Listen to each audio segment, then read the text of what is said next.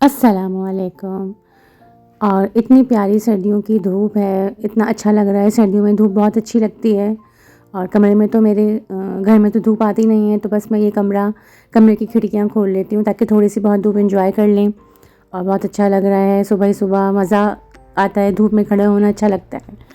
और बस धूप एंजॉय करने के साथ साथ हम नाश्ता भी एंजॉय करेंगे। और मेरे अब्बू कहते थे कि अगर जवान रहना है तो नाश्ता ज़रूर करें, तो मैं जवान रहने के लिए नाश्ता ज़रूर करती हूँ और नया-नया नाश्ता करती हूँ ताकि खाने का दिल चाहे। तो आप लोग भी ज़रूर नाश्ता करा करें अगर आपने जवान रहना है। और बस नाश्ता करेंगे, गरमा-गरम सी भाप उड़ाती सी चाय पिएँगे और चाय पीने के साथ मैं एंजॉय करूँगी। आज क्योंकि जो इकरा कमल है उनकी माइयों थी, तो मुझे बहुत ज़्यादा देखने का दिल चाह रहा था कि इकरा अपनी माइयों में कैसी लग रही थी। और इकरा को बहुत सब घर में पसंद करते हैं, मैं तो बहुत पसंद करती हूँ, घर में सभी पसंद करते हैं। तो बस चाय भी पिएँगे, नाश्ता करेंगे और इकरा की माइयों का व्लॉग देखेंगे। और अल्लाह ताला इन लोगों को हमेशा हमेशा खुश और आबाद रखे। तो बस नाश्ता ख़त्म करा, व्लॉग ख़त्म हुआ और फिर दिन की शुरुआत करेंगे।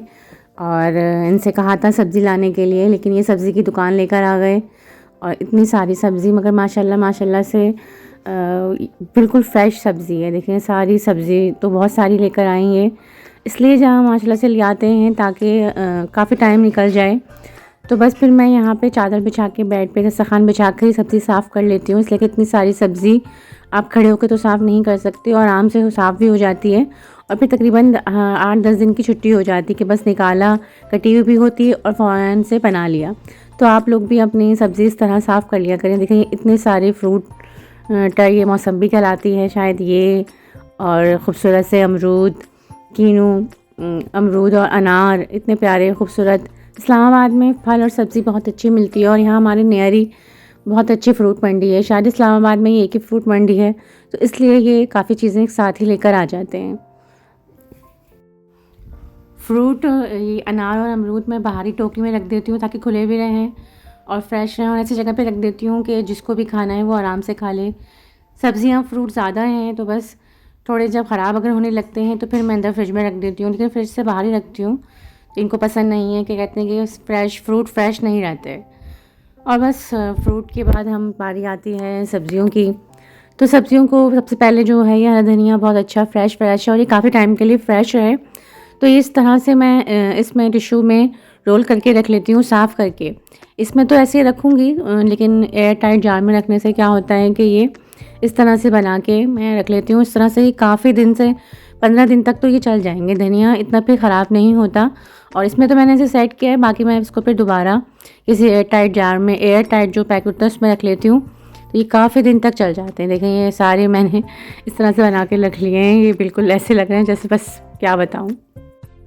वेजिटेबल और काटने में मेहनत बहुत लगती है, लेकिन एक दफ़ा आपका काम हो जाए ना तो बहुत बहुत ज़्यादा ज़िंदगी आसान हो जाती है। देखिए मैंने ये लेके आए थे फलियाँ और ये मटर सारे छील लिए और ये मेथी तोड़ ली। मेथी तोड़ना तो बहुत ज़्यादा मुश्किल लगता है, लेकिन 2 से 3 घंटे लगे, लेकिन आपने ये सारा काम कर लिया तो बस समझ लें आपका आगे वाली रूटीन बहुत अच्छी सेट हो जाती है।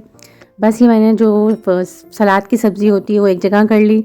अब इन सबको फ्रिज में जमाएंगे ताकि जैसे जैसे हमें पकाना हो वैसे वैसे निकाल लें। कितनी अच्छी और फ्रेश सब्ज़ी लग रही है। बस आप भी अपनी जो वेजिटेबल्स होती हैं उनको इस तरह से ही कट कर लिया करें और फिर फ्रिज में रखा करें, तो ये आपके लिए बहुत ज़्यादा सहूलत हो जाएगी।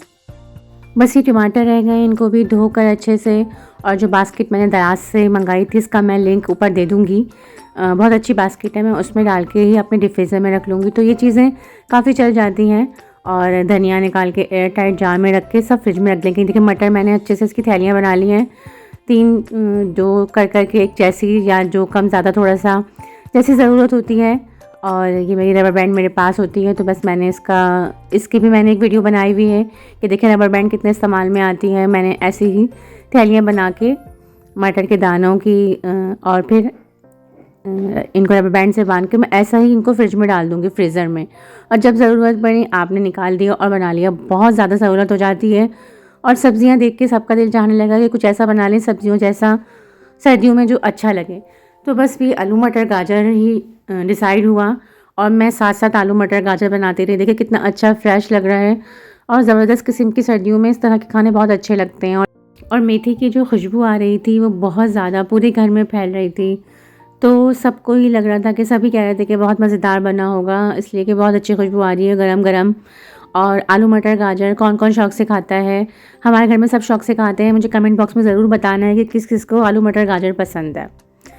बस आलू मटर गाजर हमारे पक चुके थे और सब्जियां काट-काट के इंतहाई से ज़्यादा थक चुके थे। तो बस अपना विटामिन सी बढ़ाने के लिए और अपने आप को फ्रेश करने के लिए मैं ज़बरदस्त किस्म के ये ऑरेंजेस कट करके लाई और आराम से बैठ के सर्दियों में बैठ के यहाँ ब्लैंकेट में बैठ के एंजॉय करे हैं। और इसमें मैंने चाट का मसाला भी डाला था और ये इंतहाई से ज़्यादा मज़ेदार लग रहे थे। मुझे लग रहा था जैसे ये खट्टे होंगे, लेकिन ये खट्टे बिल्कुल भी नहीं थे, मीठे थे। कुछ खट्टे मीठे थे, लेकिन मैंने और फैज़ी ने बैठ के बहुत ज़बरदस्त किस्म का इसको एंजॉय किया। देख रहे हैं आप, हमारी प्लेट ख़त्म हो चुकी है। बहुत ज़्यादा मज़े के लगे, बहुत अच्छा लगा था। और सालन तो बना लिया था, लेकिन रोटी बनाने की बिल्कुल भी हिम्मत नहीं थी। ये जैसे ही आए तो मैंने इनसे कहा ये रोटी ले आएँ, तो मैं इनसे कहना भूल गई थी, वरना ये ऑफ़िस से ही लेते हुए आ जाते। लेकिन ये बेचारे अच्छे हैं, कहने लगे नहीं यार मैं ले आता हूँ, इसलिए कि मैं रोटी बना ही लेती हूँ। बाहर की रोटी ना आमना शौक़ से खाती है और ना ये, लेकिन बस कभी कभी हिम्मत नहीं होती। लेकिन ये बेचारे अच्छे हैं और कहने लगे नहीं कोई मसला नहीं है, मैं ले आता हूँ।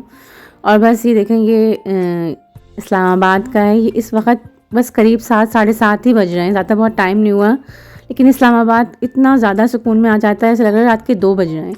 और इस आधी रात में ये हमारी एक उम्मीद की किरण है।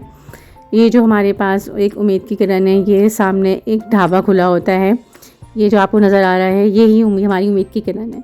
लेकिन ये ऐसी उम्मीद की किरण नहीं है कि ये कम से कम 8 9 10 बजे तक खुले ही रहे। ये देखें गरम गरम सा तंदूर जो आपको नज़र आ रहा है, ये भी बस ज़्यादा से ज़्यादा 8 साढ़े 8 तक खुला रहता है और फिर ये बंद हो जाता है। जैसे कि सर्दी बहुत होती है तो बंद करके चले जाते हैं। आप देखें ज़बरदस्त किस्म की गरम गरम तंदूर की रोटियाँ भी आप बनाना सीख लें, किस तरह से तंदूर में रोटियाँ लग रही हैं। ज़बरदस्त किस्म की रोटियाँ लग रही हैं ये। बस रोटियाँ लेकर आ गए थे गरम गरम, चूँकि सामने ही मिल जाती हैं इसलिए बहुत ज़्यादा गर्म हो रही होती हैं। और इन्हें कड़क रोटी पसंद है तो ये अपनी थोड़ी सी कड़क करवा लेते हैं। और इसके साथ जो रोटी कराची में मिलती थी वो तो डिफरेंट होती है। यहाँ पे रोटी होती है, यहाँ पे अफ़गानी एक तो नान नहीं मिलते, यहाँ पे इस तरह के ही नान मिल जाते हैं, थोड़े से कड़क होते हैं। या फिर एक और रोटी में मिलती है इस्लामाबाद में, कभी मैं दिखाऊंगी। तो बस ये लेकर आ गए थे रोटी, हमने खाना खा लिया था। लेकिन फिर ये नाश्ता भूल कर आ गए थे और फिर नाश्ता भूल कर आना इन्हें बहुत ज़्यादा महंगा पड़ा और आइंदा कभी ये ब्रेड भूल कर नहीं आएंगे। इसलिए कि फिर हम लोग डी वाटसन चले गए थे और यहाँ से फिर हम ब्रेड के साथ साथ ये सारी चीज़ें भी लेकर आ गए थे। और इनको बहुत ज़्यादा महंगा पड़ा ब्रेड लाना भूलना, और ब्रेड के चक्कर में इनके पैसे बहुत ज़्यादा खर्च हो गए। बस व्लॉग यहीं पे एंड करेंगे। अगर व्लॉग पसंद आए तो लाइक करना है, शेयर करना है, चैनल को सब्सक्राइब करना है। अपना बहुत सारा ख्याल रखना है, मुझे दुआ में याद रखना है। इट्स माई साइड, क्योंकि no wrong no right, it's my side.